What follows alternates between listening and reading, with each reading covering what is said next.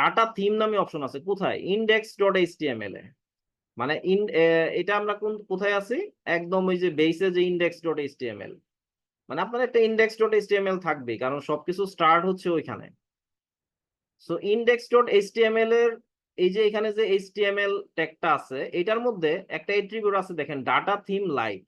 এটা কিন্তু আমরা দেখলাম কেউ ইউজ করি না। হ্যাঁ, এটা ডেইজির একটা অপশন। আপনি একটা জাস্ট ইন্টারেস্টিং বিষয় দেখি যে আমরা ডাটা থিম লাইট আছে, আমরা যদি এটাকে ডার্ক করে দেই,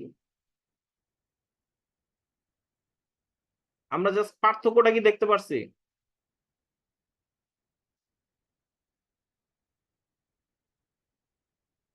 ডিফারেন্সটা কি বুঝতে পারছি?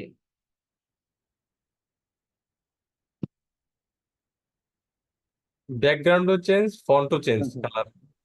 আচ্ছা, এটা মানে ইস্যুটা হচ্ছে কি, ধরেন আপনারা যে সাইট গুলো সাবমিট করতেছেন, সেখানে ধরেন দেখবেন কি আপনার এখানে লাইট থিম আছে, মানে সাদা আছে, আপনি কোনো ব্ল্যাক বা কিছু করেন নাই, কিন্তু এটা যিনি দেখবেন বা যার পিসিতে ওপেন করবেন তার পিসির, মানে আমি যদি ডাটা থিম ইউজ না করি, তাহলে আমার পিসির যে থিম আছে যদি সেটা ব্ল্যাক হয় তাহলে ব্ল্যাক দেখাবে, লাইট হলে লাইট দেখাবে, সিম্পল হিসাব।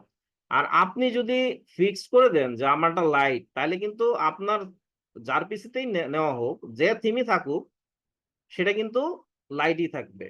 সো আপনি মনে করেন যে আমি ওয়েবসাইটে কোনো ডার্ক করলাম না, হ্যাঁ, আমি এরকম করলাম, কিন্তু দেখা যাবে আমার পিসির মোড যদি ডার্ক হয় তাহলে ডার্ক দেখাবে, আর যদি লাইট হয় তাহলে লাইট দেখাবে বাই ডিফল্ট। কিন্তু মানে জিনিসটা কিন্তু একটু হয়ে গেল আর কি, হ্যাঁ, প্রফেশনাল হলো না।